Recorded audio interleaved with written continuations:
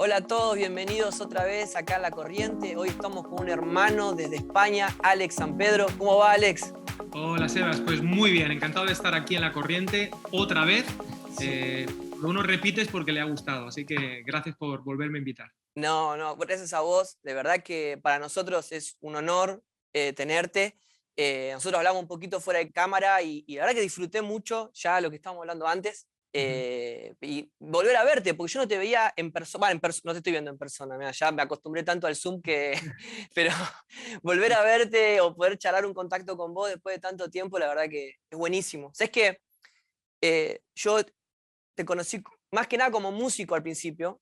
Cuando el Ujú. primer contacto que tuve con vos, yo me acuerdo de ir a verte como músico. Después empecé a descubrir todo tu lugar de predicador. Hoy en día como podcaster, también sos pastor de una congregación. Hoy Ujú. en día, ¿en qué faceta de expresión te sentís más cómodo o cuál te identificás si yo te pregunto qué sos hoy en día? Bueno, varias cosas. En primer lugar, padre, tengo dos hijos preciosos de 3 y 1 año, esposo de Geraldine. Con todo este tema de la pandemia, obviamente, pues me reenfoqué, aunque ya el Señor me iba llevando, reenfocándome a lo local y como muy has dicho, estoy pastoreando una comunidad que hoy en día es mi prioridad a nivel de ministerio, mi familia, mi comunidad. Y luego he vuelto a recuperar los viajes, pero a mí lo que me gusta es comunicar la palabra de Dios de las maneras en que me venga la mano a hacer según mis fuerzas, ¿no? Dice Eclesiastés, a través de la música, a través de escribir libros, de conferencias, también a través de Academia de la Biblia, que es un esfuerzo por dar formación bíblica y ha sido algo que en estos últimos casi 3 años me ha llevado mucho de mi tiempo, de mi preparación, de escribir, de hacer vídeos. Pero básicamente intento cumplir lo que entiendo que es el llamado de Dios para todo cristiano, ¿no? De ir y hacer discípulos, ¿no? Ya sea con canciones, con música, con expresión artística, predicación o también pastoreando una iglesia local. Y hoy en día estoy muy enfocado en la iglesia local y una vez al mes estoy haciendo algún viaje para dar conferencias y academia de la Biblia. Pero quiero recuperar mi parte musical, tengo un poquito de nostalgia ahí, la verdad.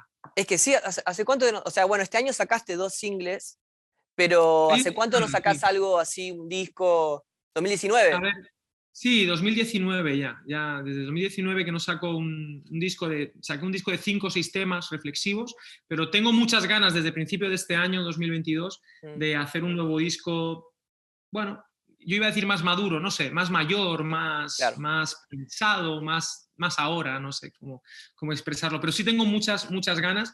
Lo que pasa es que ahora mismo mi situación vital, la paternidad de 2 niños pequeños y una iglesia local, eh, que me implica bastante tiempo, pues no me ha permitido de momento ponerme a grabar, aunque sí estoy componiendo y eso para mí es vital, para el corazón de un artista es vital. ¿Y sentís que te hizo madurar este tiempo pandémico a nivel compositivo, a nivel musical?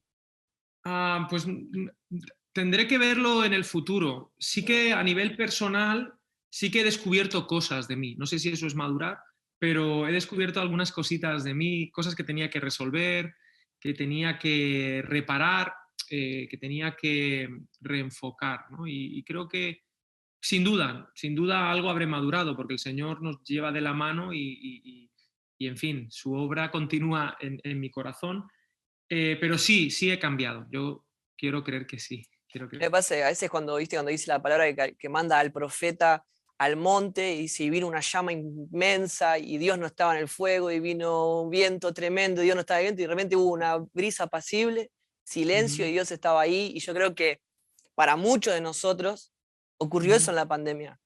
El ujú, silencio fue, había mucho ruido en nuestra vida, se ve, en muchos ujú. aspectos, y la Sí, quietud fue clave. sí, es correcto. Sí, la quietud fue clave. Hay un libro que he leído hace poco de John Mark Comer que habla acerca de que estamos viviendo vidas muy aceleradas, ¿no? Y él remite mucho a Dallas Willard, y Mm, Dallas Willard dice que las prisas son incompatibles con la santidad, ¿no? O sea, ya. te equivocas, ¿no? No tienes tiempo para pensar, ¿no? Y una de las cosas que quizá ahora pensándolo me estás evocando es el hecho de que ahora, por un lado, me siento con menos certezas. O sea, tengo algunas certezas más ciertas que antes, pero tengo menos. Antes tenía como más. Estaba Claro. muy seguro de muchas cosas y me he dado cuenta de que no está todo tan claro.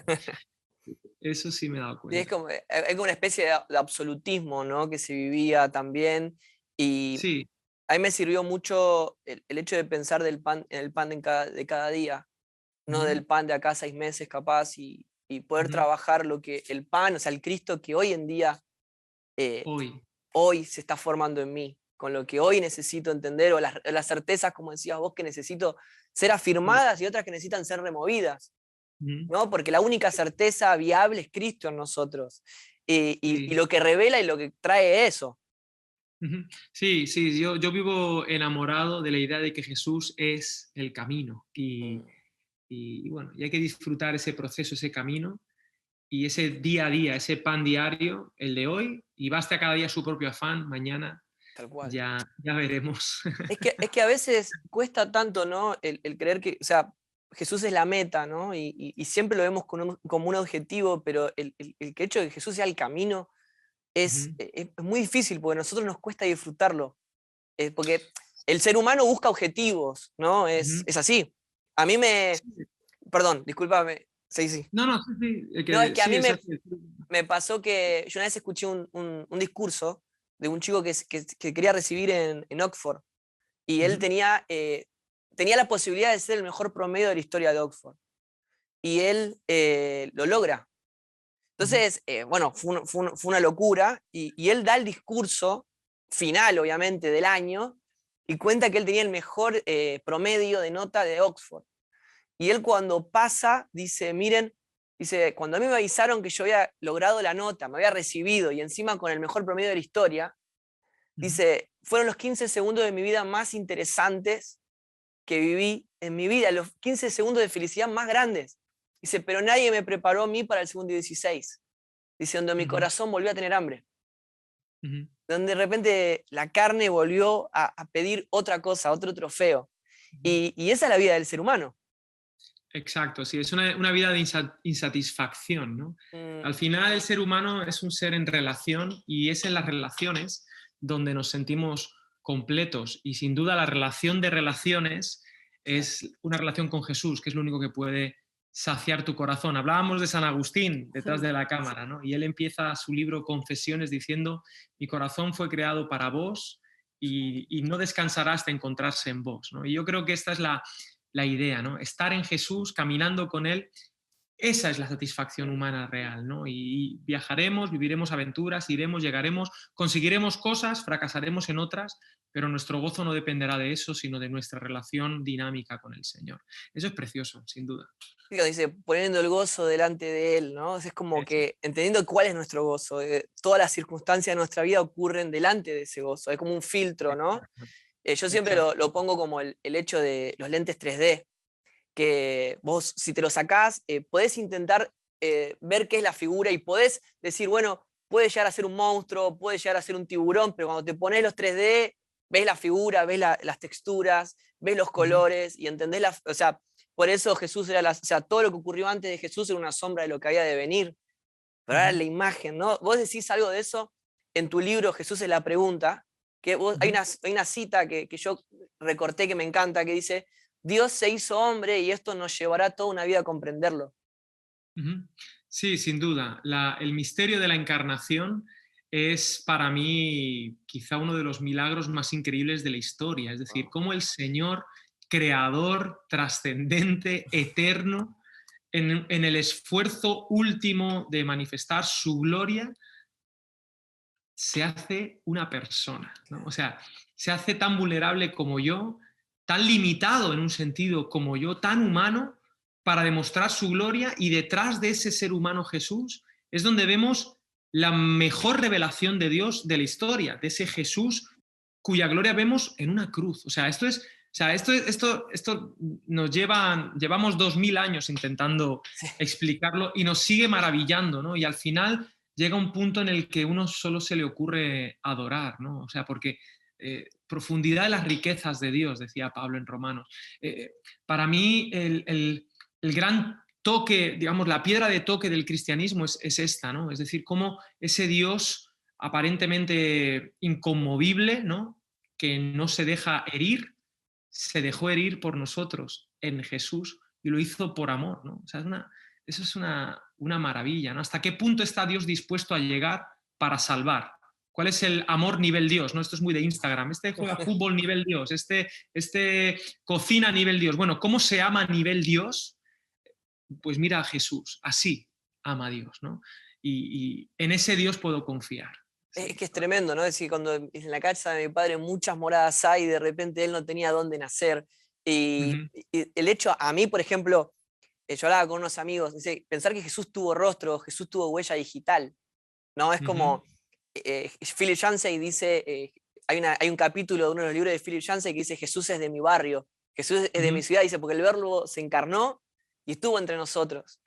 Y vivió acá, y hay un concepto, no sé si, o sea, a mí me pasó siempre en la congregación de chico, capaz en los campamentos, cuando sos adolescente, que te decían, ¿qué pasaría si Jesús entrara por esa puerta? ¿Qué pasaría entre todos nosotros? Entonces todos decíamos, no, yo me tiraría y lloraría, y otros decían, yo me arrepentiría, y viste, como que cada era una forma de cargarnos de conciencia de que no estábamos prestando atención en la reunión, capaz. Y, pero se decía eso. Sí, sí, Y sí. yo me pongo, hace poco hablando de esas situaciones y de esas costumbres eclesiásticas que nosotros teníamos, yo decía, pensar que Jesús sí entró por esa puerta. O sea, Uh-huh. Jesús sí pasó por la calle, Jesús sí habló con personas, Jesús sí comió con personas, pero hubo personas que lo amaron, hubo gente que lo odió, gente que lo escupió, gente que lo vendió, que lo insultó. Pero la Uh-huh. diferencia está en que no todos fueron a él por quien él era. Uh-huh.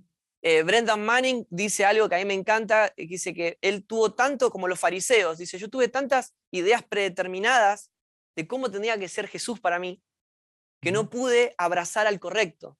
Nunca Uh-huh. pude, o sea, porque esa es la condenación que vino al mundo, ¿o no? Uh-huh.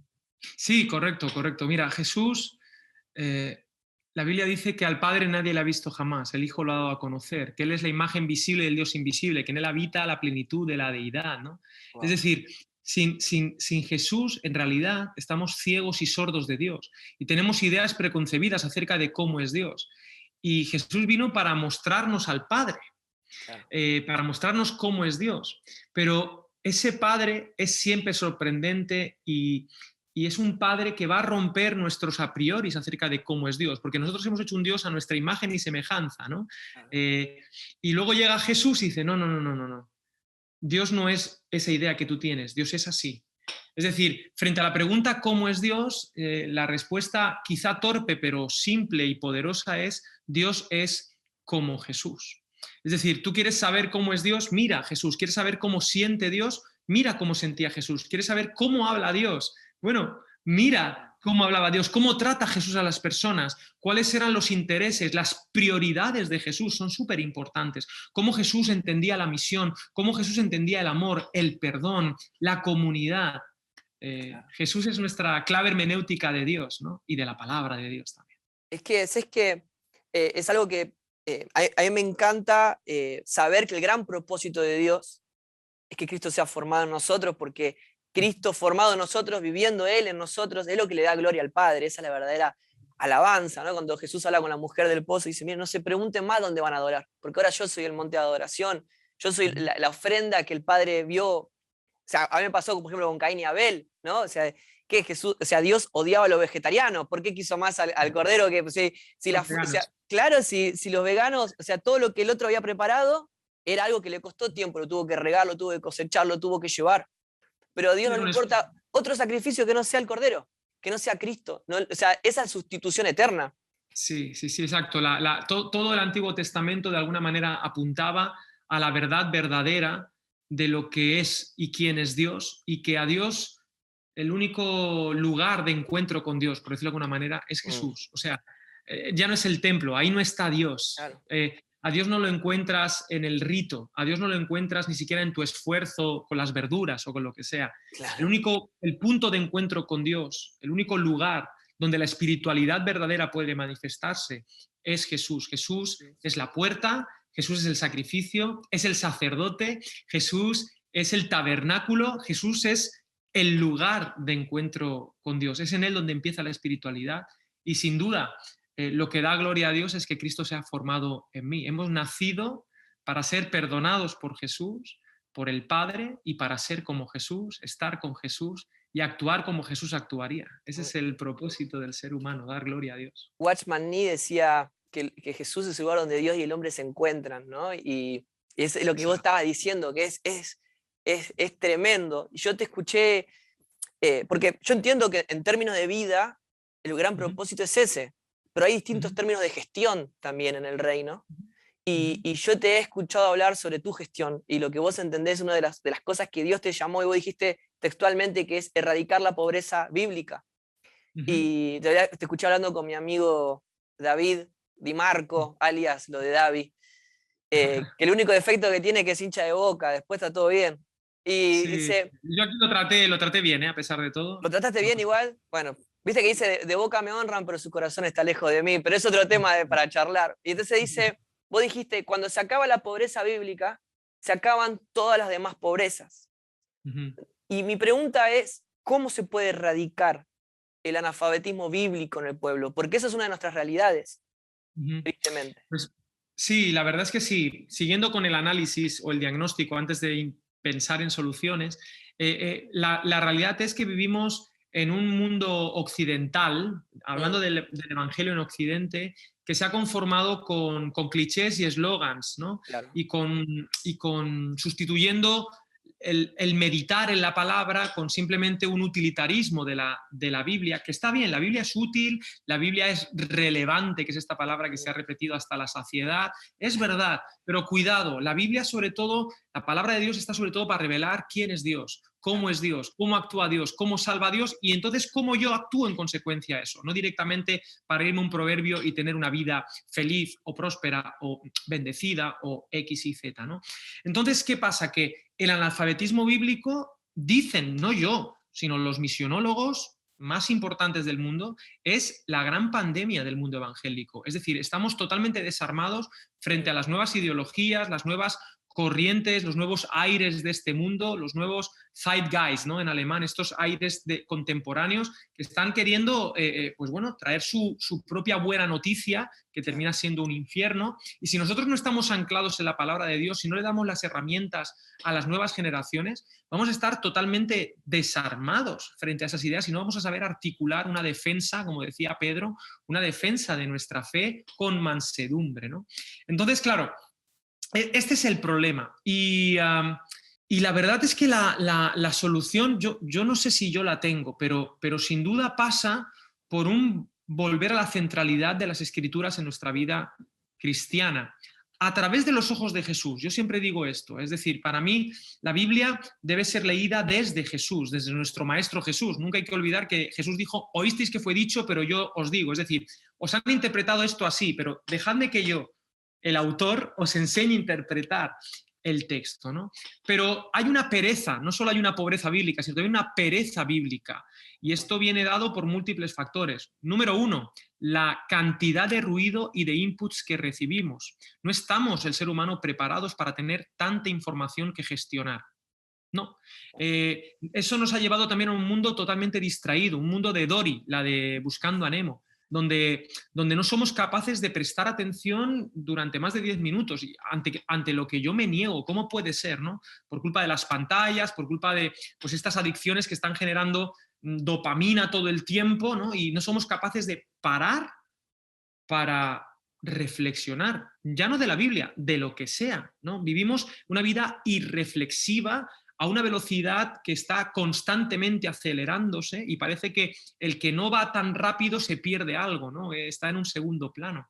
Por lo tanto, yo creo que la velocidad de nuestra vida y las distracciones y la cantidad de inputs no está haciendo un favor al estudio de la palabra. En segundo lugar, hay una mala comprensión de la esencia de lo que la Biblia es y la importancia de la Biblia. La palabra de Dios no solo es para ser estudiada, sino también aplicada, obedecida, vivida.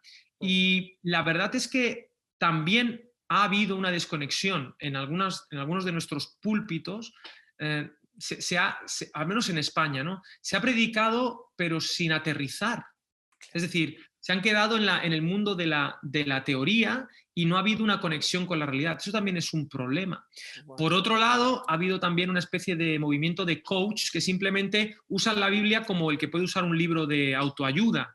Y eso le ha quitado poder a la palabra de Dios, a todo el consejo de Dios, a revelar a ese Jesús. Hemos puesto de protagonista a las personas, cuando el protagonista en la Biblia no son las personas, es Él, todo es por Él y para Él.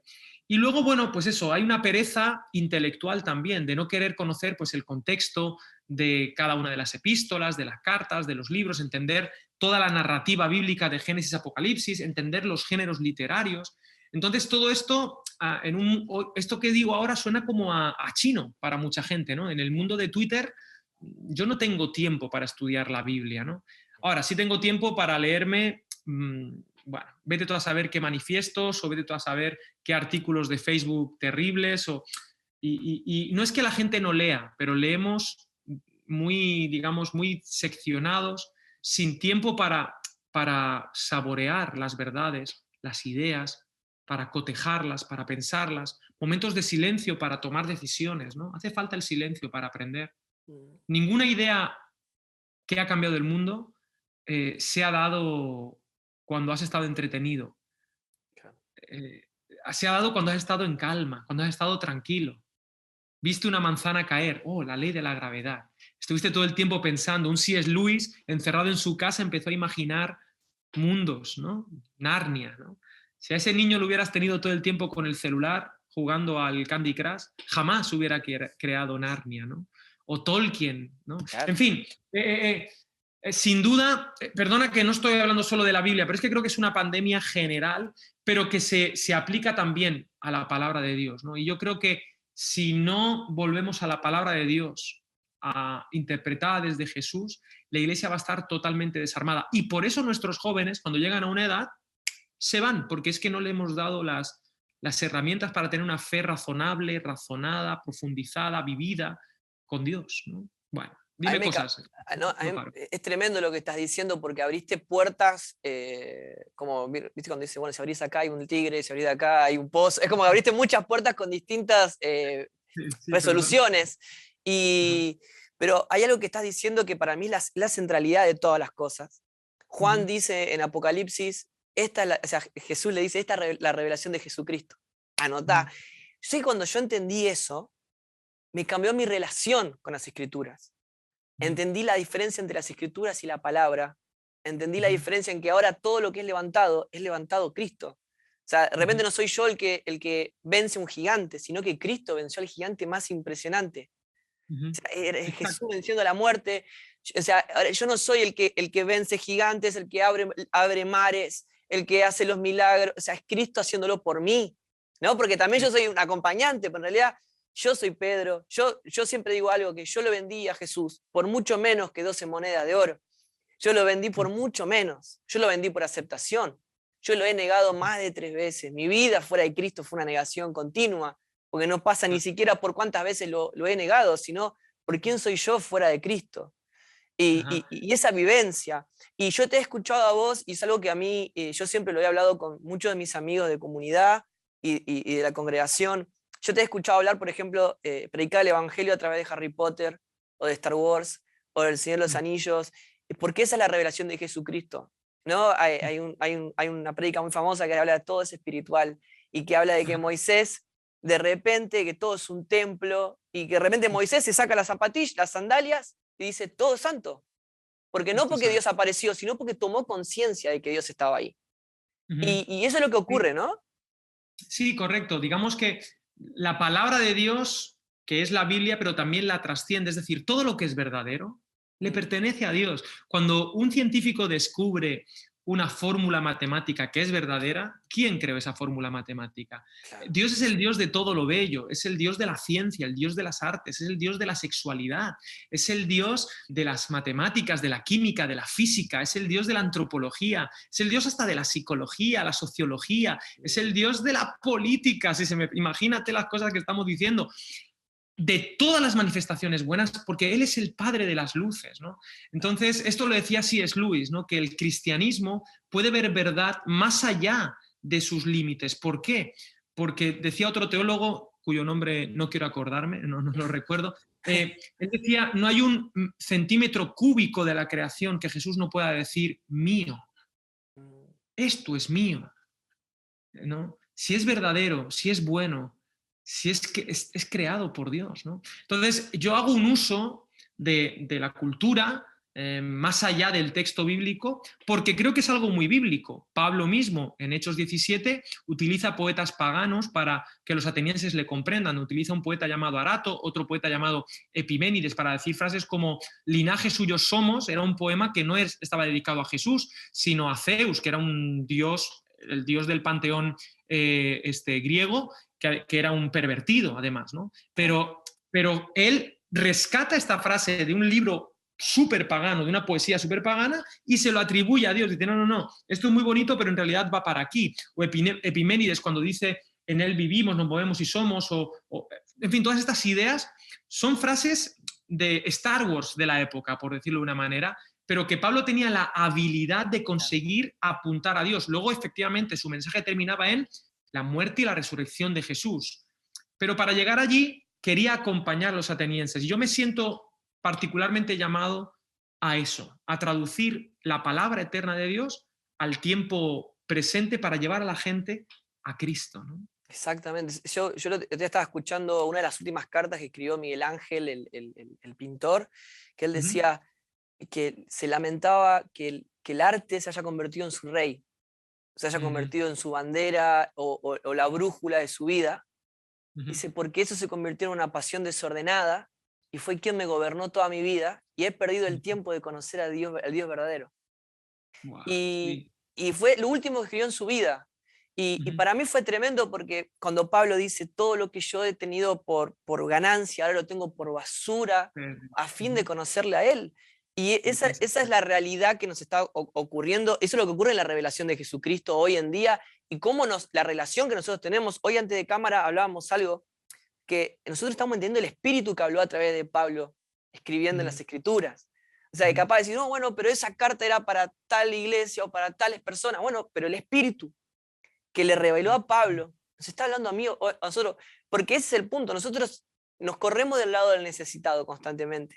Entonces necesitamos como direccionar la verdad para otro lado, algo que no nos enfoque, porque cuando la luz del espíritu viene a nosotros, no es una linterna para afuera, sino es un reflector para adentro, porque nos muestra quiénes somos nosotros fuera de él. Sí, así es. Y has dicho algo súper importante en torno a Jesús y al fin y a los medios. La idolatría no deja de ser otra cosa. Me ha encantado esto de Miguel Ángel, porque la idolatría no deja de ser confundir fines con medios. Es decir, convertir en un Dios algo que solo es una bendición, ¿no? O convertir en un fin algo que solo es algo que es un medio, ¿no? Y convertirlo en un absoluto, ¿no? El arte, algo muy bueno puede ser tu pareja, tus hijos, el dinero, la fama, una posición, un sentimiento, una experiencia. Todo eso puede estar bien, incluso una cierta espiritualidad, pero no dejan de ser medios para el fin que es Jesús, ¿no? Y cuando olvidamos eso, entonces es que somos idólatras, ¿no? Entonces, sí, no podemos nunca olvidar de qué se trata esto. Esto se trata de Jesús y todo lo demás, pues perfecto, maravilloso, pero nunca lo conviertas en un fin, porque como dijo Miguel Ángel, eso me lo tienes que pasar, Sí, como dijo Miguel Ángel, es perder el tiempo, ¿no? De repente descubres que has perdido el tiempo en algo que solo era un medio y no era el fin de tu vida, el propósito de tu vida. Es que yo creo que nos terminamos, le pasa mucho a los artistas, ¿no? Que se entra en una vorágine de como si fuera algo cotidiano, ¿no? La rutina de lo extraordinario, se le dice siempre a Messi. ¿No? Es como de repente como estás viviendo algo que para todos los demás es algo diferente, pero para vos se te viene convirtiendo en una normalidad, y vos como que tenés como una especie de ibuprofeno en tu cuerpo o en tu espíritu, en el cual dejás de sentir lo que está ocurriendo como algo como niños, como dice la palabra. Entonces, constantemente empezás a adormecer tus sentidos y no empezás a entender el verdadero objetivo de decirte, me enamoro de las cosas de Dios y no del Dios de las cosas. Entonces, por eso siempre yo escuchaba un amigo, Seba de Montreal, que nos decía, Jehová es mi pastor, Jehová es mi pastor, nada me faltará, es el salmo más conocido de la historia. ¿Pero por qué? ¿Porque Jehová es mi pastor o porque nada me faltará? Busca primero el reino de Dios y tu justicia, y el resto vendrá, y su justicia, y el resto vendrá por añadidura. ¿Por qué? Porque queremos que el resto venga. O sea, y si el resto no viene por añadidura, seguiremos buscando el reino de Dios y su justicia. Entonces, hay un cambio de orden. Sí, correcto. Me disparas dos ideas ahí que creo que son bonitas. Una es que C.S. Lewis dice que nuestro amor hacia Dios, el amor de Dios por nosotros es un amor perfecto, ¿no? Pero el amor de nosotros hacia Dios empieza siendo un amor necesidad. Claro. De alguna manera lo necesitamos. Siempre hay una especie de interés egoísta, ¿no? Como la del hijo pródigo. El hijo pródigo no dice vuelvo a casa porque echo de menos a papá, sino en casa de mi padre hay abundancia de pan, ¿no? O sea, ese es un amor imperfecto al padre, pero el amor del padre es perfecto. Y yo creo que Dios nos quiere llevar a una madurez donde efectivamente pasemos de ese amor necesidad, que es el amor de un bebé. Un bebé no ama a su madre, ama el pecho de su madre, en todo Claro. caso, ¿no? O sea, la ve como una fuente de alimentación, punto, ¿no? Y la madurez de ese niño pasa por dejar su egoísmo y empezar a amar a las personas por lo que son. Con el Señor, con Papá Dios, es así también. Pasar de ese amor necesidad a un amor de contemplación del Señor. Has dicho lo otro, que tenemos que ser como niños, ¿no? Mira, para mí el Evangelio, la fe, es asombro. O sea, debemos vivir asombrados. O sea, yo vivir asombrados con el amor de Dios, con su gloria, con su gracia constante en mi vida. Yo vivo asombrado de quién es Él y Él es suficiente para mí. Y la promesa que Él me ha dado, estaba leyendo ayer Primera de Juan, porque la gente dice, no, porque Dios te ha dado promesas, tal. Bueno, pues hay un versiculito ahí en Primera de Juan olvidado que dice, y esta es la promesa, ¿no? La vida eterna. Ya está. No hay otra promesa. Y juntándolo con Juan 17:3, y esta es la vida eterna, que te conozcan a ti, el único Dios verdadero, y a Jesucristo, tu Hijo, a quien has enviado. La vida eterna es una relación con Dios. Punto. Y eso es todo lo que mi alma necesita. Lo que pasa es que este mundo me dice todo lo contrario. Y este corazón de artista que yo tengo me dice todo lo contrario, ¿no? El artista vive frustrado. No sé cómo lo has llamado, ¿qué es lo que le pasa a Messi? ¿Tiene la qué? La rutina de lo extraordinario. La rutina de lo extraordinario, exacto. El artista vive, yo vivo así a veces, ¿no? No es que yo sea, yo no soy Messi, pero sí, ¿no? Esa sensación de esto no me sacia, esto no me llena. El artista tiene un corazón insatisfecho por naturaleza, ¿no? Y solo en Dios y en el asombro de la belleza de Dios es que va a satisfacerlo. Por lo menos en mi caso, a mí el único que me, que me satisface, que me consuela, que me asombra, que me llena, que me habla, incluso que me inspira, ¿no? Porque hay cosas que te inspiraban y te dejan de inspirar. Mm. Eh, sí, lo único que inspira al final es Jesús, ¿no? Bueno, Bueno, por ahí va mi reflexión, el asombro, el asombro. no, no, tremendo, Alex. Y la verdad es que, bueno, ya llegando al final, y la verdad, primero que nada, te quiero agradecer por tu tiempo. Yo creo que el tiempo es de lo más valioso que una persona puede tener y tiene. Y de verdad que te agradezco mucho que te hayas separado este tiempo para estar con nosotros y edificar esto en nosotros. La verdad es que te lo agradezco de verdad, estamos muy agradecidos.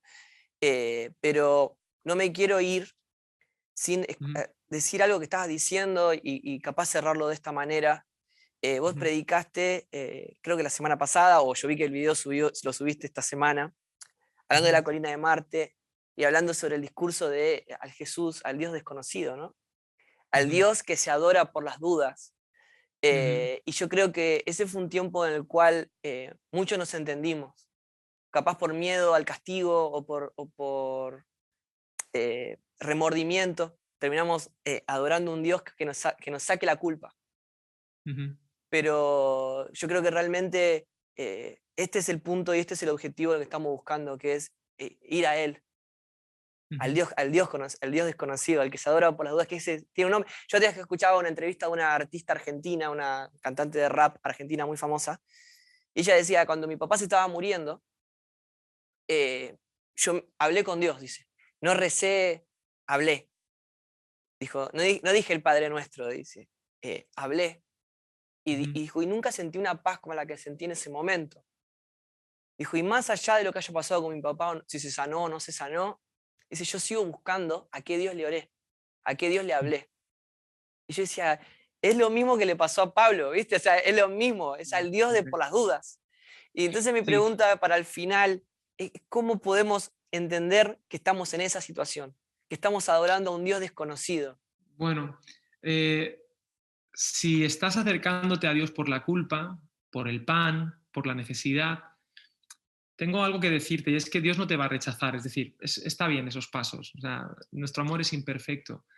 Pero lo que Dios está buscando es amar. Es decir, que te dejes amar. Y que como respuesta, en esto consiste el amor. No en que nosotros amemos a Dios, sino que Él nos amó primero. Él no está buscando culpables. Porque ¿quién pecó, este o sus padres, ¿no? De tu situación, de tu problema? Jesús no busca culpables, sino que Él piensa cómo se puede manifestar la gloria de Dios en esta limitación, en este problema que tienes, en esta culpa. Y lo que Dios sabe hacer mejor que nadie, nivel Dios, es amarte. ¿Amarte para qué? Para que tú no respondas a Él por la culpa, por las dudas. Me ha gustado esa frase que dices, de por si acaso, no, sino porque realmente respondes en amor a Él. Porque en un sentido poético, si se me permite, te enamoras de Él, te apasionas por Él porque Él te amó primero.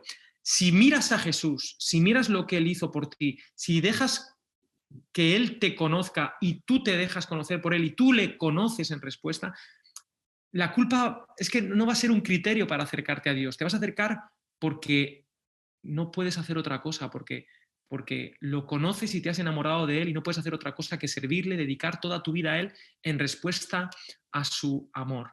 Si miras a Jesús, verás a Dios. Si conoces a Jesús, conocerás a Dios y te aseguro que no podrás hacer otra cosa que dedicar tu vida a Él. Porque si Él murió por todos, entonces todos viviremos por Él, ¿no?